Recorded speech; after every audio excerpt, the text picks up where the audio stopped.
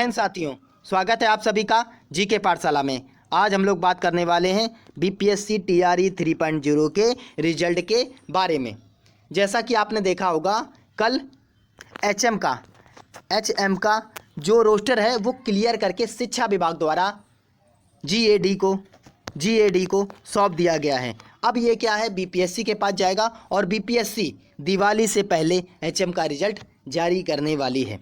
और बात कर लें अगर पीआरटी का हो गया, 6 to 8 हो गया, 9th 10th और 11th 12th, इसका भी रोस्टर जल्दी से जल्दी क्या है जीएडी के पास जाने वाला है और उसके बाद बीपीएससी के बाद उसके बाद आपका रिजल्ट एक एक करके आने वाला है। बात कर लें रोस्टर क्लियर में किसको सबसे ज़्यादा फ़ायदा होने वाला है। अगर रोस्टर की बात कर लें तो सबसे ज़्यादा फ़ायदा यूआर की सीटों का होने वाला है। अगर एचएम के रोस्टर की बात कर लें तो एचएम में भी यूआर की सीटों की संख्या बहुत ज़्यादा बढ़ गई।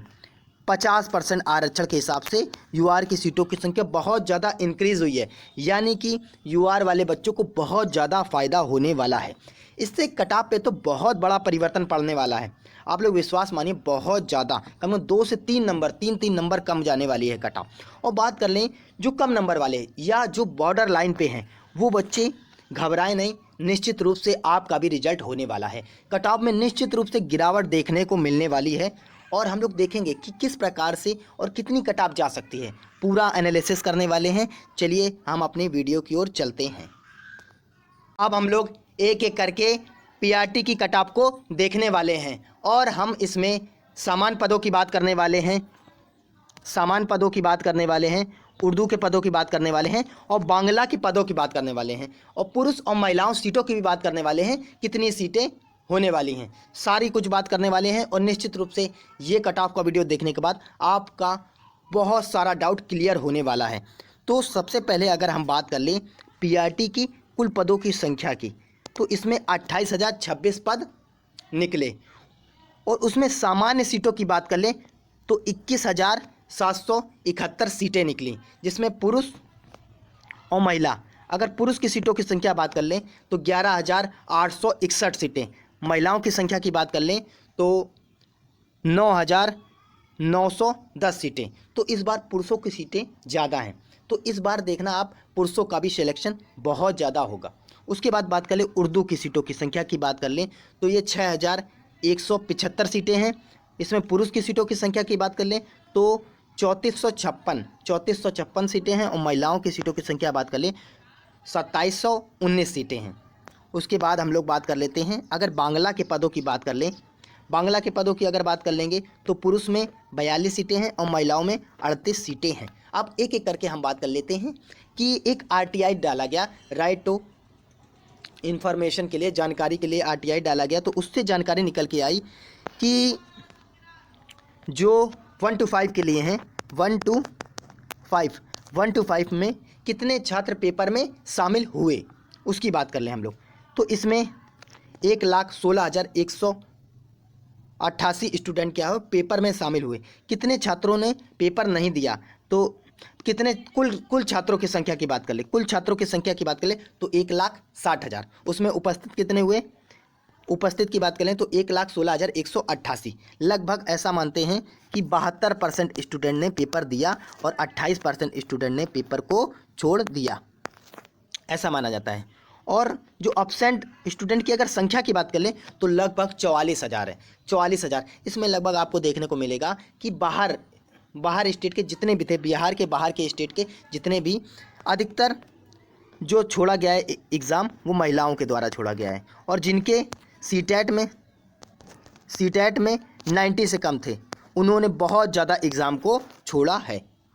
अब बात करें उर्दू के स्टूडेंटों की संख्या लगभग 12,000 प्लस संख्या थी।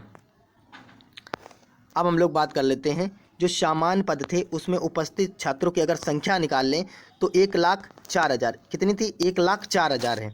और प्रति सीट कंपटीशन की बात कर लें कि एक सीट पे कितना बच्चा फाइट कर रहा है, तो एक सीट पे कंपटीशन की बात कर लें तो 4 से 5 कंपटीशन देखने को मिलने वाला है यूआर सीटों पर, यानी कि सामान्य जनरल सीटों पर एक सीट पर 4 से 5। और जैसे ईडब्ल्यू हो गया, ईडब्ल्यूएस हो गया, एसटी हो गया, एससी हो गया, ईबीसी हो गया, बीसी हो गया, ये कैटेगरी में अगर बात कर लेंगे तो ये एक सीट पर 2.5 ढाई यानी 2 से ढाई बच्चा है एक सीट पर, 2 से ढाई बच्चा है। और उर्दू की वहीं बात कर ले, उर्दू में क्या है, यूआर में एक सीट पर 2 बच्चा, एक सीट पर 2 बच्चा। और कैटेगरी में अगर बात करें तो कैटेगरी में और भी ज़्यादा कम हो जाता है ये अंतर। तो बात कर ले एक सीट पर 1 या 1.5 बस, इससे ज़्यादा बच्चा नहीं है। तो सोचिए प्रत्येक एक लोग में 1.5 बच्चा, यानी कि आपका सिलेक्शन सुनिश्चित है। अगर आपके इतने नंबर आ रहे हैं जितना मैं कट ऑफ बता रहा हूँ, तो निश्चित रूप से आपका सिलेक्शन होने वाला है। और ये कट ऑफ देखने के बाद आप निश्चित रूप से एकदम आपके माइंड में जितनी भी उलझनें चल रही हैं वो पूरी की पूरी क्लियर होने वाली हैं।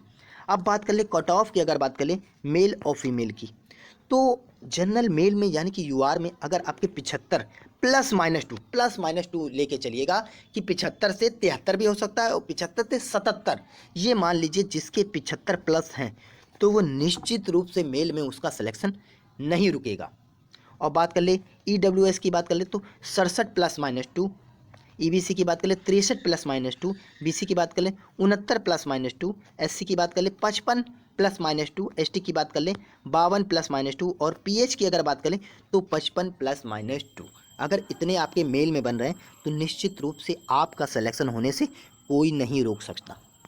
चलिए अब बात कर लें अगर फीमेल की, अगर हम लोग बात कर लेंगे फीमेल में, अगर जनरल में आपके 68 +-2, अगर 68 से मान लीजिए 68 से आपके 65 तक जा सकते हैं, ये क्या है 65 तक भी जा सकती है, क्योंककि इस बार सीटों की अच्छी खासी संख्या है, उस वजह से कट ऑफ में 2 से 3 नंबर कम देखने को भी मिल सकते हैं।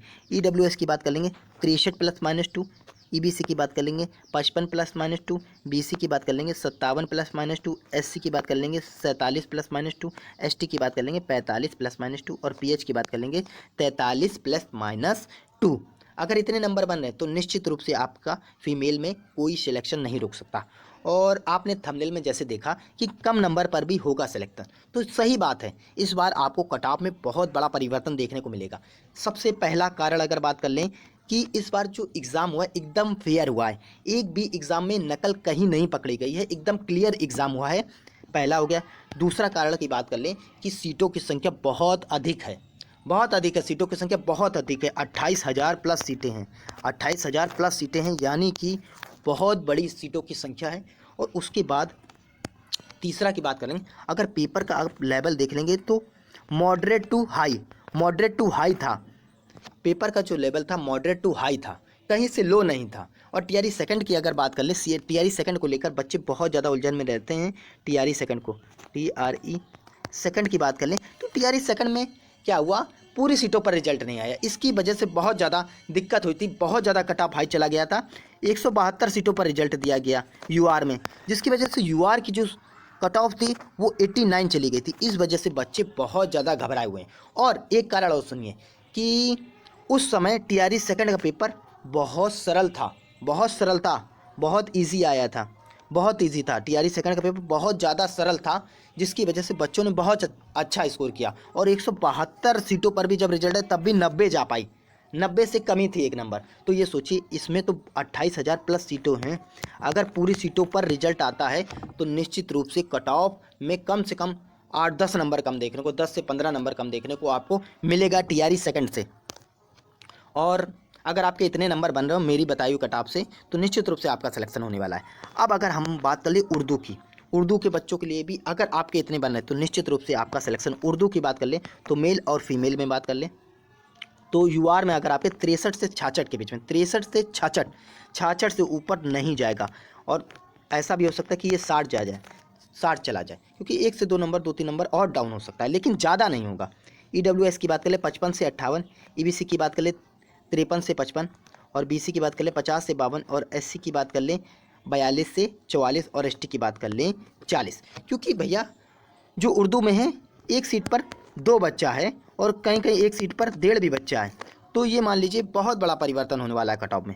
अगर फीमेल की बात कर ले 54 से 56, ईडब्ल्यूएस की बात कर ले 49 से 53, ईबीसी की बात कर ले तो 46 से 48, बीसी की बात कर ले तो ये 45 से 47 और एससी की बात कर लें 40 से 42 और एसटी की बात कर लें 40।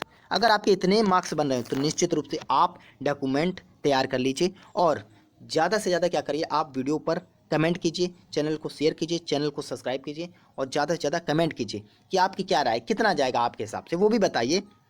और ज़्यादा से ज़्यादा वीडियो को शेयर कीजिए, चैनल को सब्सक्राइब कीजिए। जय हिंद, जय भारत, राधे राधे।